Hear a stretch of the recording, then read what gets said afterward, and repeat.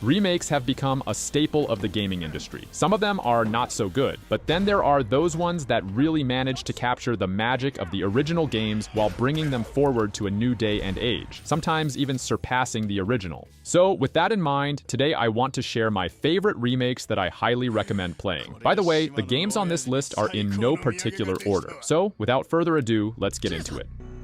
Along the road ahead lies something you need. Let's get started off with Kingdom Hearts Re-Chain of Memories. Talk about a remake. This is a big one for Kingdom Hearts games. You know, they're weird, confusing, and at least the first couple of their stories is all over. They jump all over the place, so it's hard to keep track of where they are. But the third one is actually between the first and second game. Re-Chain of Memories really makes this spin-off game kind of into a main entry, and that's why it's on this list. As you can see, the original Chain of Memories released for the Game Boy Advance, believe it or not, and it looks and plays pretty differently from the main games. The collectible card combat system is here, but the remake transforms what was an original two-dimensional card combating RPG that basically looked like a different game into a standardized three-dimensional exploration. Combat's also changed beyond just being in 3D. There's more combo attacks, dodge rolls, camera control works better. New music has been added, but it's still the card battling version of Kingdom Hearts, but it's a lot closer to the Kingdom Hearts we want to play. And for a while, this third spin-off game was missed by a lot of people called GBA game. And remember, back in the day, nobody really took the spin-off series of games seriously compared to the mainline stuff. But look at us now.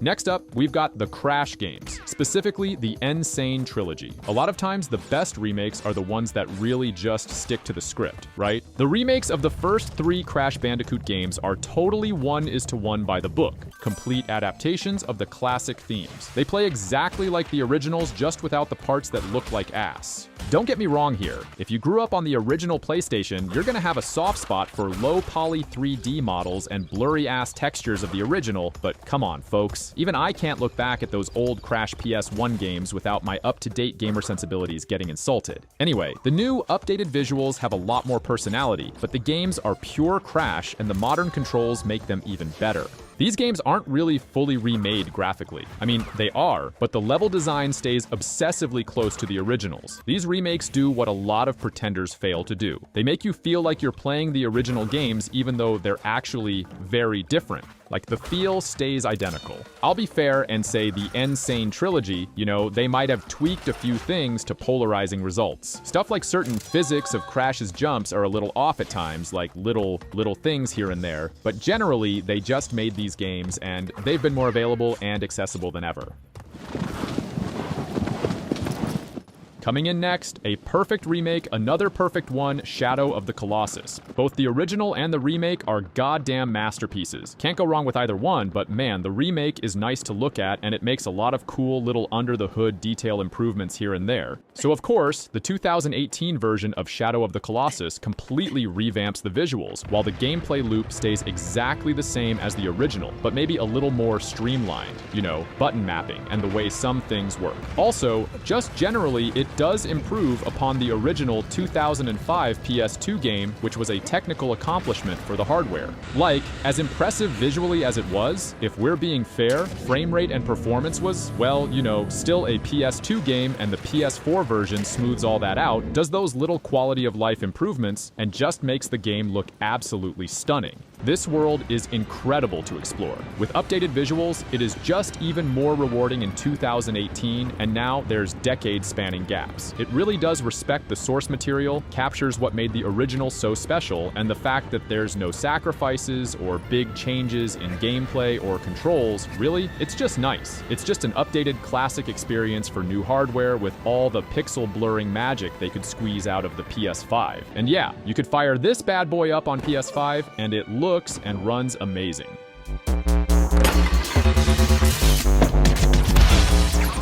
Next up, we have Tony Hawk's Pro Skater 1+2. This might be the best remake to get somebody into the series. I mean, yes, of course, the originals are worth playing, but if you could grab this just modernized version for a decently accessible price, dude, you can't go wrong. If you want to get somebody into old school skateboarding, this is the way to go.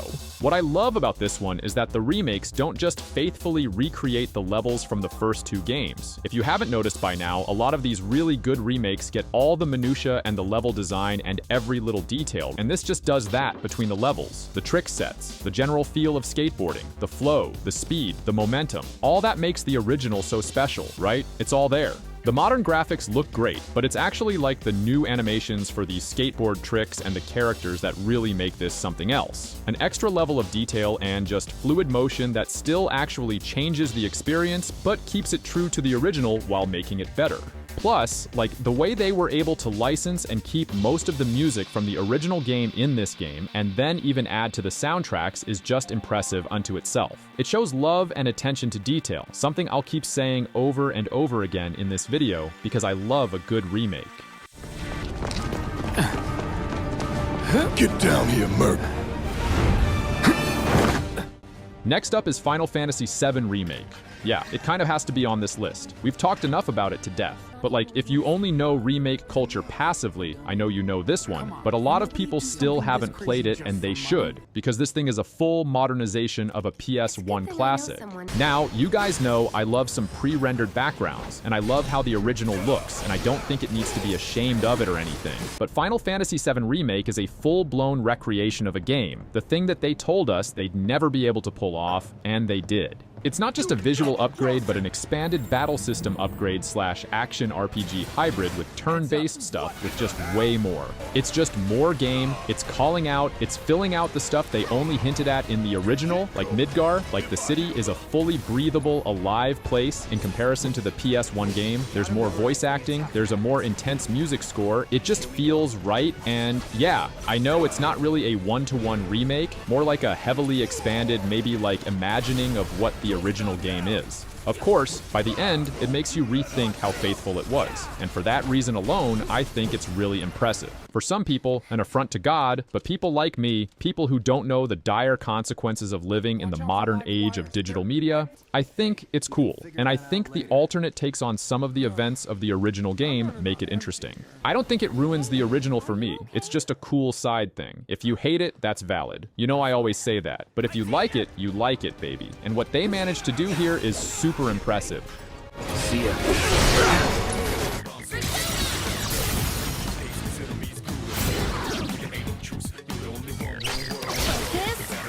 Now, down at number 10, Persona 3 Reload, a fairly recent remake, but one that, I mean, I had to put my personal feelings aside for this one. See, if you know me, you know I like the shadowy, emo, 2000-era flair of the original Persona 3 for PS2, the way the game is designed like a bit darker compared to where the series would go later. The remake scrubs the edge away from the experience by lightening up what was originally kind of like a darker color palette. The soundtrack does bump though. At times the vocals, the lyrics, they can come on a little strong, but the revamped battle system alone, I mean, wow. Borrowing elements from Persona 5, this turn-based combat encounters, you know, they feel more modern, snappy, smoother. Don't get me wrong, Persona 3 is a masterpiece. It had its own really good combat system in all the right ways, but things like difficulty spikes have been smoothed out here. AI management has been improved, it makes things a little less stressful. Some people would argue classic and old school Persona fans kind of like that level of stress, but I think from a modern general player perspective, Persona 3 Reload definitely works. They're a little bit more open world exploration segments, fully voiced social links.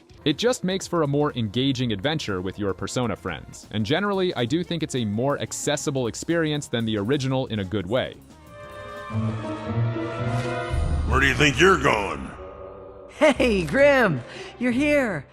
Now, over at the next game, the Ratchet and Clank Remake, the 2016 one. I know I just said we don't need to reinvent the whole ersatz here, but we do have this on here kind of for that. See, in 2016, Ratchet and Clank on PS4, it looks a lot like the original game, but it's actually used to promote the release of that Ratchet and Clank movie, is a recreate of the story, just a jumpstart of everything. And while collectors like me will always hang on to their old Ratchet and Clank PlayStation 2 copy, the PS4 remake looks so good, and also also is a quality 3D platformer. I do miss some of the original PS2 game weapons and stuff, would like to see some of the older cool things. That would make the list even better. But the remake includes weapons that were originally established in sequels, like the Pixelizer. I get their reasoning. They were able to squeeze in some fun things, some fan-favorite extra weapons, and things like that. And I mean, it's just a full-blown game. The shooting, the platforming, they're both improved. The remake has this kind of slightly over-the-shoulder perspective that makes things feel a little bit more engaging compared to the original, and the graphics are insane. Everything from Ratchet's fur to the stretchy quips of everyone's facial animations, it's pure Pixar. Having a visually impressive Ratchet & Clank game that harkens back to the original game, I mean, I'm into it. You know, innovation can be rare in multimedia these days, but when it's quality and good, I'm rolling with it. I just love it.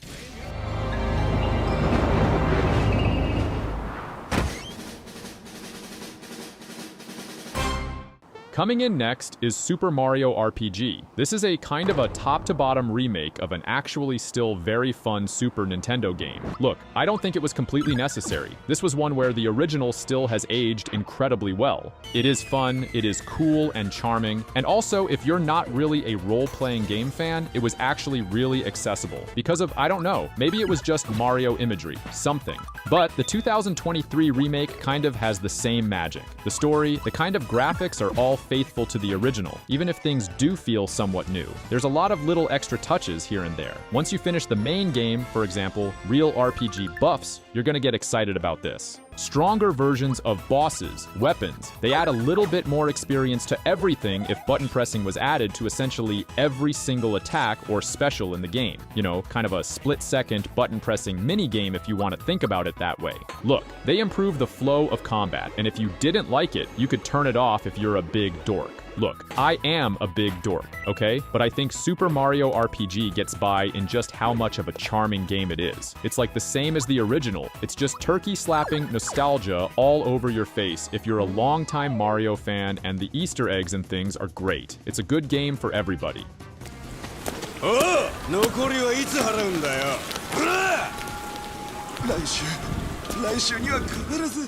Next on the list, Yakuza Kiwami, the remake of the original Yakuza game from 2005. This 2016 remake takes the game closer to where the series would really go from there with everything. The fleshed out gameplay, the quests, the interactions in the city, stuff like that. It takes the basic, just cool concept of Yakuza and fleshes it out. The story's pretty close to the original, but the added voice acting and updated graphics, it helps. The original Yakuza games are great and get really crazy. The remakes, specifically the Kiwami remake here, is a really well-done 3D brawler and introducing a lot of new mechanics, like using the fighting styles from one of the best Yakuza games, Yakuza 0. That was the prequel game that came out in 2015.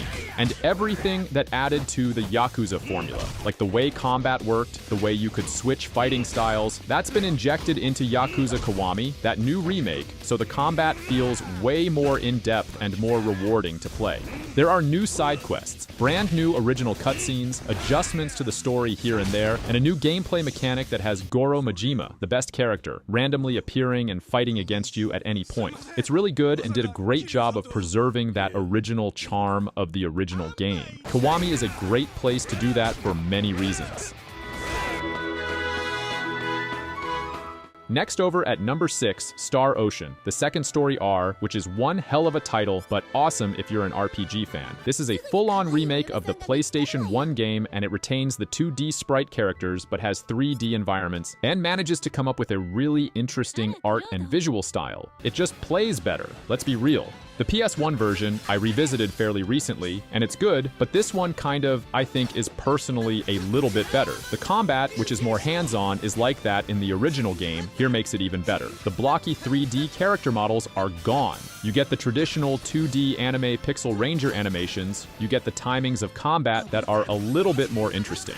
You have new moves, new skills, just general stuff to round out combat. It all just makes it a more modern 3D game in a lot of good ways. Actually really high quality, and the general art style of the game is so faithful but still so fresh. Also, like a lo-fi, like smoothing filter, or I don't want to say filter, but like look, to every aspect of the game, and the 3D environment's just kind of cool. The game really retains the nostalgic presentation, but also just adding more layers on top of it. So if you're a real RPG fan, then this one is a must-try, and I really mean it.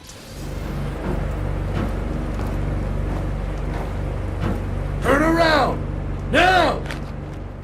Next up, we have System Shock Remake. I don't talk about System Shock enough, so I gotta jump at any opportunity, but also this remake was more of a logical, expected one-to-one remake of the original with just a lot of modern bumps, you know, smooths. That ended up actually making it not just a good way to play System Shock, but just an overall good remake. Compared to the sequel, the original System Shock looks rough, even by like mid-90s PC standards, but it innovated in a lot of awesome ways, and with the remake, you're kind of getting the best of both worlds. The space station that the game takes place on has all been given more details and kind of felt like more of a real place, while also keeping the layout very true to the original, and the cyberpunk aesthetic just looks better in 2023 than it did in 1994, but the remake still managed to just capture that vibe. Combat is streamlined, moving through the space station, cyber whatever, just like the enhanced movement controls, updated first-person combat, just all is easier to pull off. If you played it back in the day, you probably still have that muscle memory. Here, it just relieves some of the headaches of the original, and it's just a good way to long-lastingly experience System Shock.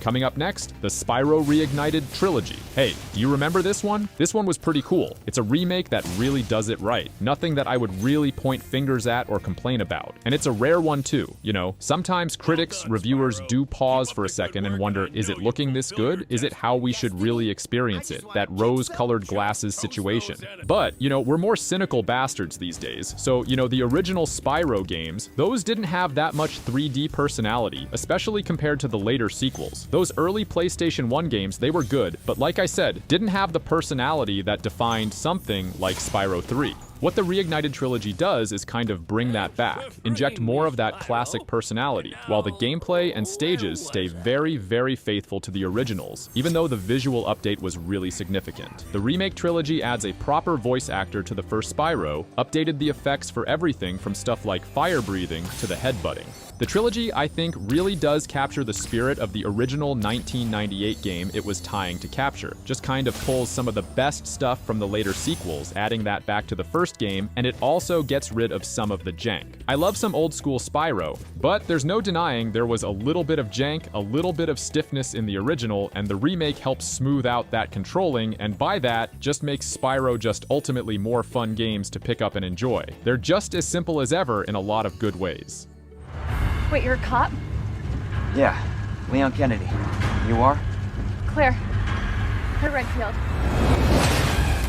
Next up, we have the Resident Evil 2 remake. I couldn't really avoid including this one. I say it all the time, you guys are sick of me hearing it. Remakes do not need to reinvent the wheel. They don't need to change history, they don't need to write a new book. Sometimes they just need to liven it up a little bit. Sprinkle some new ideas, make it a little bit more modernized or evolved or streamlined. The Resident Evil 2 remake from 2019 is one of the rare ones that kind of does both. It manages to keep the original charms of the Resident Evil 2 game from 1998 with its story and everything, but completely updates it. The perspective is over the shoulder, much like Resident Evil 4, and to just kind of like, making it more fun, I guess I would say, like the added smoothness to combat and stuff like that, it doesn't feel like a full 3D action game, it still feels like a survival horror game. They nailed it. The police station as a big environment has never really been better, faithfully recreating the same layout of the locations, but adding kind of new areas, making it all just more explorable. Zombies, intimidating. Mr. X is like a cool element to have compared to the original.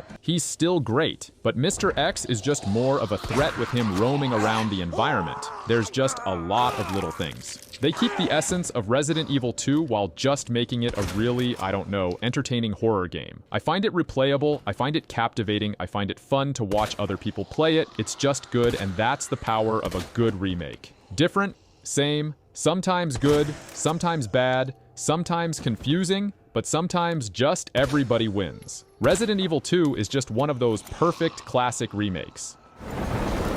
Where am I? What's happening? I'm trapped in a storm? How did I get here? Next up is Life is Strange Remastered. This is essentially an HD remastered collection of the first Life is Strange and Before the Storm, right? While preserving a lot of the original experience. They don't overhaul the visual style to the point where it kind of sacrifices the indie game charm that the original games had. The new mocap, lip syncing, stuff like that actually help with that. Some fans have said that the music presentation feels a little bit off, but the original games had a lot of rough edges, and I think the remasters help smooth that all out, even if it's just a visual thing for people who maybe only care about that stuff. The new lighting helps everything. Those original games kind of had a really drab color palette, and look, I know I've been ragging on PlayStation 1 games and low textures here, so guess I gotta give it to this. But it's not like they threw out the whole visual aesthetic, the thing that resonated with people here. It's just they just kind of fleshed it out and made it clearer. There's more detail in character models, locations, the new sort of more emotive models that have better animations too. It just makes these good stories hit harder. This one's more of a visual thing. Sure, story's the same, voice acting's the same, but this is still a good, faithful way to play the original game. The administrator is very concerned that we get a conclusive analysis of today's sample. And finally, at number 1, Black Mesa. For a long time, Half-Life fans have been kind of dying for a remake to the original game. And not because like they needed it or the original game felt really old, but I don't know, it's just how gamers be. But it's very unlikely that Valve, the people behind Steam, the developers, were ever actually gonna do it. But thankfully, the modding community actually saved the day with Black Mesa. This started out as a fan project, humble beginnings, and then it eventually became a full-fledged, fully sanctioned commercial product. A full-blown remake of the original Half-Life. Sticks to the original's level design and really captures the essence of what made Half-Life 1 so cool and kind of life-changing for so many people who played it back in the day, but with modern mechanics, quality of life improvements to just really kind of put it more in line with Half-Life 2. The rebuilt Black Mesa Research Center looks great, but small things like game design aesthetics just are very specifically crafted, and the actual environment is actually sometimes more open and expansive. The developers here, the people that worked on this, clearly were fans of the series, and took what made the original game so great and really thought long and hard about how to improve it. How to add to it, how to be additive, screenshots, just minor features that are now expanded sections, added things, stuff that make the game feel bigger and richer while still not messing with it if you've played the original. And what I think is interesting about Black Mesa is that I don't think it completely overwrites or pushes the original off the table. The original Half-Life still very much should be experienced as is, but this is like a complementary part. Another little extra thing, another way to play it, and I think that's fine too. But anyway, those are 15 remakes that I totally recommend that are totally awesome. Anyway, if you enjoyed watching this video, click like and make sure to subscribe to the channel. And as always, thanks for watching and I'll catch you in the next one.